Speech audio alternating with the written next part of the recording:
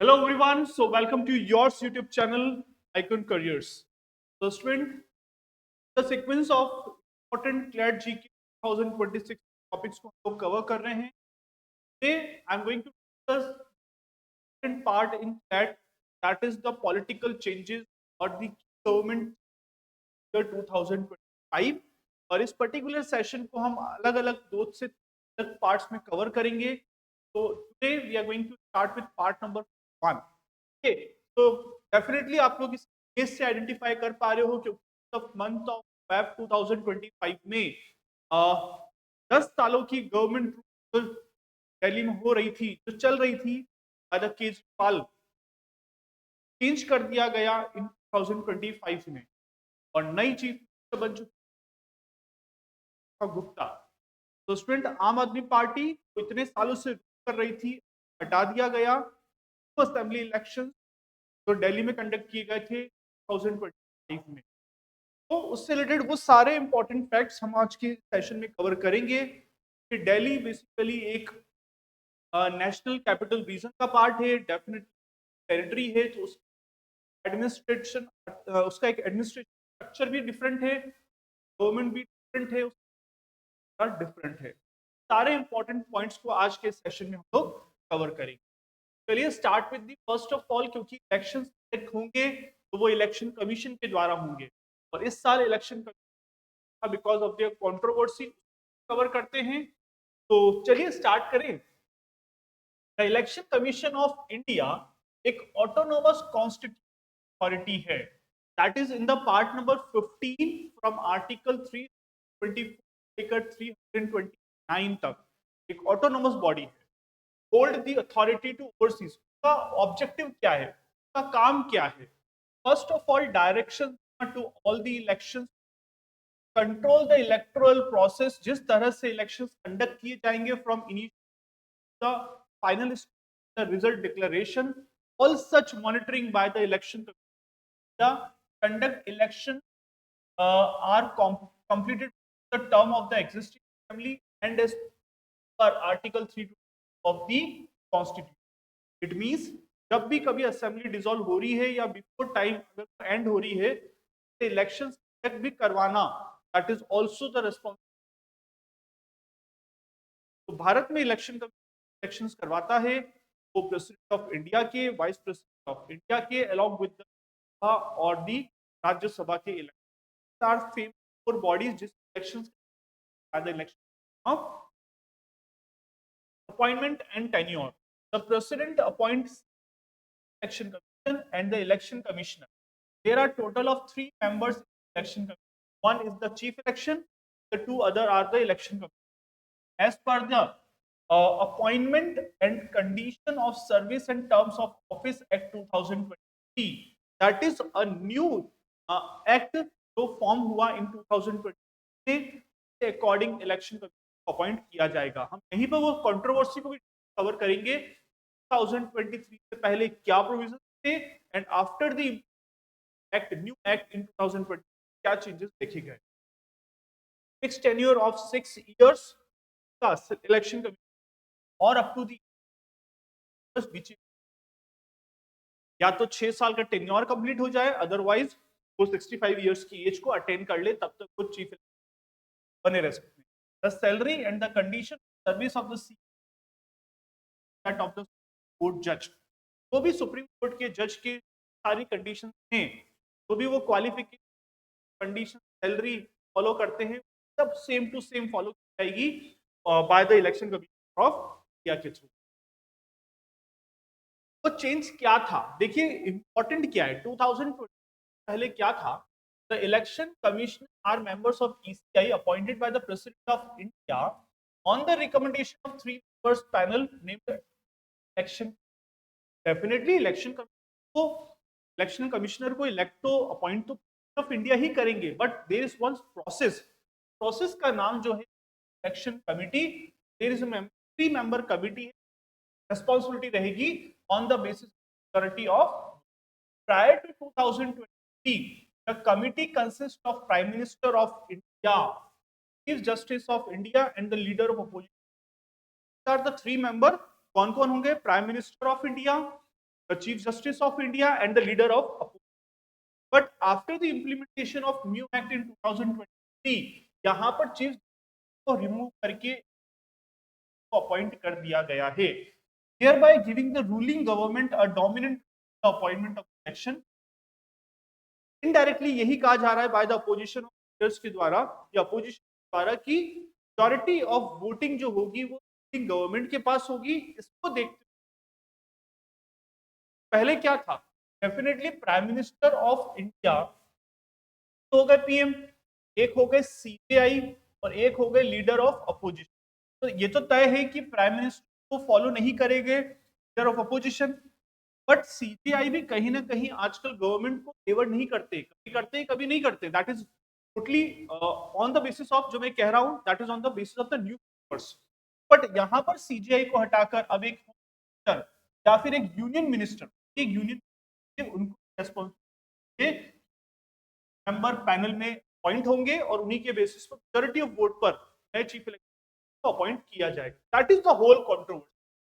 According to the section 15 clause 2 of the RPA Representation Act 1951, elections cannot be notified less than 6 months before the end of the assembly term unless the assembly 6 महीने से पहले कोई notification और the new देखते हो, चाहे premature कोई government dissolve भी हो जाए। डिसॉल्यूशन ऑफ द असेंबली, हमें रोल ऑफ द गवर्नर क्या होता है? Articles 174 clause 2 clause B important है, डाउन करेंगे। Of the constitution allow the governor dissolve the legislature from time to time. अगर किसी स्टेट की असेंबली को डिसॉल्व करना है, that is the whole sole authority of the governor of the state under the article of 174 clause 2 clause B. The chief minister and the council of minister can recommended dissolution of the assembly for its. ये recommendation कौन देगा? along with the union, along with the council of minister, they give the advice to the governor of the state अब हमें यहाँ को dissolve करना है। Once the assembly is dissolved, the ECI is mandated to hold election in 6 months. यहाँ पर 6 महीने के अंदर फिर इलेक्शंस करवाने हो जाएंगे। बट दिल्ली इसमें जो है, दिल्ली में इलेक्शंस हुए थे, तो दिल्ली स्पेशल क्यों? दिल्ली की जो टोटल असेंबली 70 है, ध्यान रखें असेंबली सीट 70 है, लोकसभा की सीट 7 है। चलिए अब यहाँ पर कुछ इंपॉर्टेंट आर्टिकल्स जो हमें कवर करने हैं।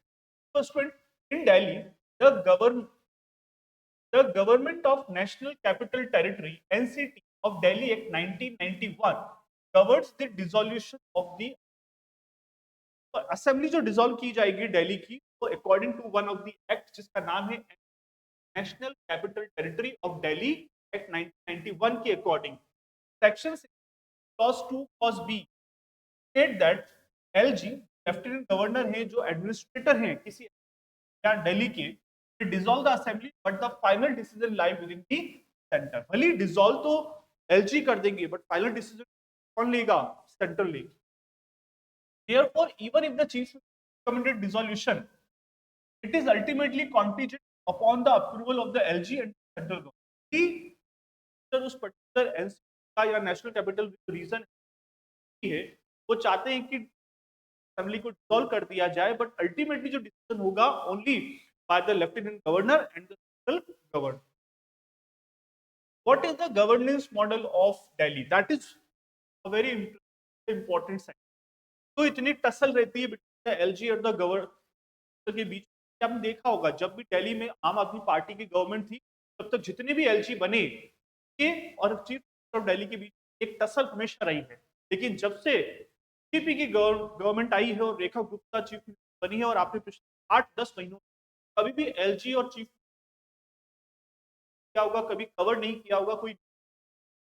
तो हमेशा से फेडरल स्ट्रक्चर में यही होता है कि जो सेंट्रल गवर्नमेंट चाहती है कि उनकी गवर्नमेंट बने, और अगर गवर्नमेंट बन भी जाती है और अगर गवर्नर के फेवर का होगा तो कभी टसल नहीं होगा। और इन केस अगर अपोजिशन पार्टी की गवर्नमेंट बन जाए और उसमें गवर्नर किसी पार्टी का हो, तो वहां हमें तो यही चल रहा था दिल्ली के अंदर पिछले 10 सालों से।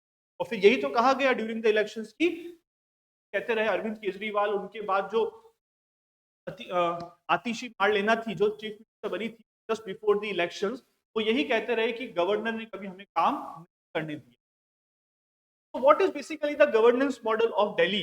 The status of Delhi being a union territory under the Schedule 1 of the Constitution but designated as a national capital territory under Article AA. ध्यान रखें नेशनल कैपिटल रीजन जो दिल्ली पार्ट है is under which article constitution 139 double A 239 double A was inserted in the constitution under which amendment 9th constitution 1991 में आया to give special status to Delhi following the recommendation of the S Balakrishnan committee। ये committee form की गई, ने कहा कि दिल्ली को एक फुल स्टेटहुड का टाइटल मिल जाना चाहिए। That is the given, that is basically by the recommendation by the committee S Balakrishnan. Provisions of Article 239 double. It says that the NCT of Delhi will have an administrator and तो total 8 union territory India के अंदर उसमें 3 पौंडीचेरी, जम्मू कश्मीर और दी दिल्ली, वहां पर legislative assembly भी है और लेफ्टिनेंट गवर्नर भी है। बाकी कहीं पर जो बची हुई 5 यूटीज है वहां पर कोई लेजिस्लेटिव नहीं है। Subject to the provision of the constitution, the legislative assembly shall have the power to make law for the whole or any part of the NCT of the matter in the state list or the concurrent list in so far as any such matter is applicable to territory except on the subject of police order। कुल मिलाकर कोई particular NCT territory वहां पर legislative है, वहां पर particular government को सभी सब्जेक्ट्स पर कानून बनाने का अधिकार है, लेकिन 3(1) जहां पुलिस पर वो उनके कंट्रोल में नहीं रहेगी, public order, law and order वो उनके कंट्रोल में नहीं जाएगा और लैंड उस पर्टिकुलर स्टेट या यूटी गवर्नमेंट के कंट्रोल में।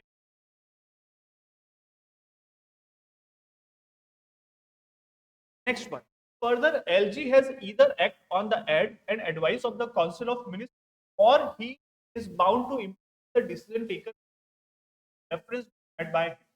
Further, LG has either act on the aid and advice of the, या तो LG चाहे तो council of ministers aid and advice पर काम कर सकते हैं और he is bound to implement the decision taken by the president, या फिर प्रेसिडेंट चाहते हैं कि वो फॉलो कर सकते हैं। It also empower the LG to refer to a difference of opinion matter with the council of ministers.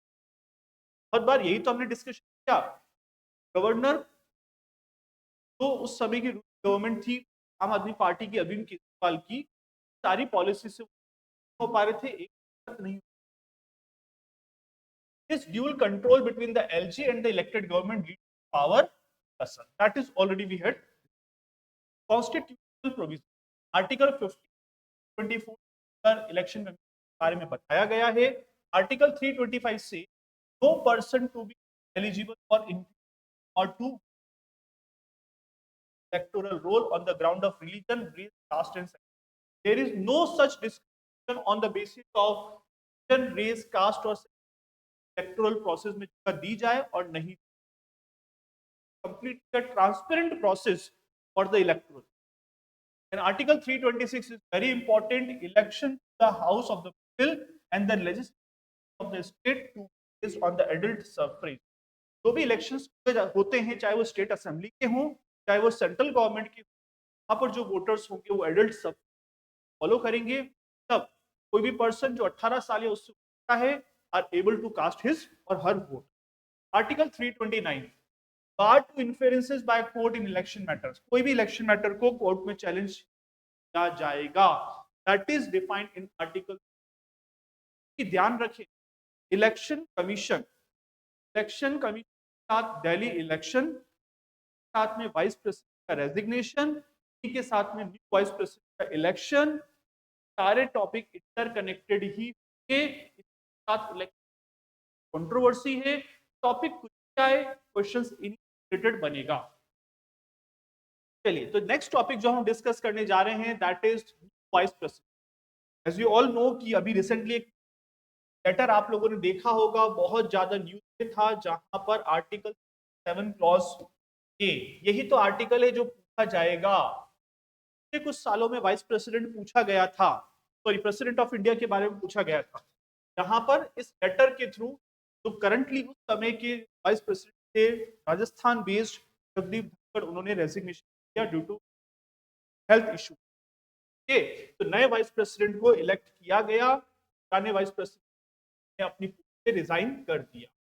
He is the third vice president in Indian history step down before completing term after V V और R Venkat Raman. Bharat के इतिहास में तीन vice president Radha Krishna, से पहले थे Jagdeep 14 number के, और उनसे पहले दो और वाइस प्रेसिडेंट ने बिफोर टाइम ही अपना टाइम दे दिया, और वो कौन कौन थे, और आर वेंकट। इलेक्शन प्रोसेस क्या है? Electoral college, MPs from both houses of the parliament elected or nominated members but state legislators not participate articles। अगर हमें वाइस प्रेसिडेंट को इलेक्ट करना है तो दोनों हाउसेस मेंबर्स होंगे, एमपी होंगे, वो ही वोट कास्ट करेंगे। There is no such power given is under which article in Indian constitution 6। Voting process conducted via proportional transfer vote by secret ballot overseen by the returning officer। It means वो अपनी priority के अनुसार vote cast करेंगे, according single transfer vice president elect किया जाएगा। Eligibility criteria क्या है? Must be 30 old होने चाहिए, क्वालिफाइड राज्यसभा मेंबरशिप के बराबर की होनी चाहिए, not hold an office of profit and should not be a member of the parliament, 35 year of age होनी चाहिए, साउंडेड होना चाहिए, दिवालिया नहीं होना चाहिए, इसके अलावा राज्यसभा की मेंबर होने जैसे होने चाहिए। तब अगर वो राज्यसभा की मेंबर को क्वालिफाइड मेंबर बन सकते हैं तो वो राज्यसभा के vice president x official chairperson या फिर वाइस प्रेसिडेंट ऑफ इंडिया भी बन सकते हैं। आपको पता है वाइस प्रेसिडेंट ऑफ इंडिया ही कौन होते हैं? राज्यसभा के एक्स ऑफिशियल मेंबर होते हैं। भारत के अंदर जो वाइस प्रेसिडेंट कॉन्सेप्ट है वो सोर्स किया गया है from the USA. It okay? तो सोर्स फ्रॉम विच कंट्री? अब ये कुछ इंपॉर्टेंट आर्टिकल है। आर्टिकल 60 कहता है there shall be a vice president in India. Okay, 64 says vice president to be ex of chairman state. Rajya Sabha को काउंसिल ऑफ स्टेट भी बोलते हैं। दैट्स व्हाई हूएवर वो भी वाइस प्रेसिडेंट ऑफ इंडिया बनेंगे एक्स ऑफिशियल के राज्यसभा के। I the vice president to act as a president और to discharge his function during casual vacancies or during the absence of the president. In case of any casualty happens, या post of president of India उनकी absence को handle election of the vice president, ये important। term of office 5 years का रहेगा। 8 says time of holding election to vacancy in vice president, the term of office of casual bit। तब बड़ा simple सा है, India में elections time tenure होता है। अगर बिफोर टाइम रिजाइन देते हैं, इंडिया में वाइस प्रेसिडेंट 60 दिन का प्रोविजन होता है और उसमें as soon as elections conduct करवाने होंगे। It okay? और ध्यान रखिए in case of vacancy of the vice president Rajya Sabha की जो as a interim temporary ex officio chairman होंगे Rajya Sabha. 9 oath given by the vice president of India, by whom? President of India। 70 discharge of president function in any contingency। 71 matter related to or connected with the election of the vice president। ये important article है जो मैंने पर टिक करवा। Next, after resigning the Jagdeep Dhankhar vice presidentship from the new one Radha Krishna, basically the 15th vice president of India. इन्होंने कराया था B Sudarshan Reddy को जज रह चुके। और Radha Krishna vice president of India वो किन किन के गवर्नर रहे? झारखंड, तेलंगाना, पौंडीचेरी, महाराष्ट्र। याद रखें तो 2022 द्रौपदी मुर्मू ऑफ इंडिया बनी, क्लैट ने पूछा था just before to become of India वो किस स्टेट की गवर्नर थी। अगेन इस केस ये क्वेश्चन थोड़ा सा जान लेते हैं सीपी राधाकृष्णन के बारे में। ये लिस्ट हैं, एग्रीकल्चरलिस्ट हैं। It okay? The third leader from Tamil Nadu, vice president of India. इससे पहले कौन थे? एस राधाकृष्णन, और उससे पहले थे Venkaiah Naidu. Unique facts about the office of the vice president of India. Only doctor S Radhakrishnan and Mohammad Hamid Ansari has served 2 consecutive. Bharat में 5 साल का टेन्योर होता है और 2 लगातार बार केवल 2 ही वाइस प्रेसिडेंट एस राधाकृष्णन और Hamid Ansari. Next one, apart from S. Radhakrishnan, Hidayatullah, and Dr. Shankar Sharma, who were elected unopposed. तो इलेक्शंस ही नहीं हुए. आपने देखा होगा इस बार इलेक्शंस हुए थे तो वो अनअपोज्ड नहीं. Third one, Kant was the first and the only right in the office. In the office, that we Krishna Justice Muhammad Hidayatullah is only person in served as a chief of India, acting president and the vice president. As a vice president of India and the president of India, M. Hidayatullah was also the High Court के chief रह चुके हैं. So this is all about the important political changes till 2025 from January to October हम cover करेंगे. आज के session में हमने मेजरली क्या डिस्कस किया? इलेक्शन, असेंबली इलेक्शंस पहली, सेकंड हम इलेक्शन क्या, कंट्रोवर्सी, वाइस प्रेसिडेंट का रिजाइन और वाइस प्रेसिडेंट का election, all about the political. The next session part 2 हम लाएंगे. इस वीडियो को अच्छे से पूरा कवर करें, इंपॉर्टेंट पॉइंट्स को लिखें. That's all for the day. Thank you so much. Power is not the physically, knowledge is not the power, but execution power is the best knowledge. ध्यान रखें, पढ़ें, एग्जीक्यूशन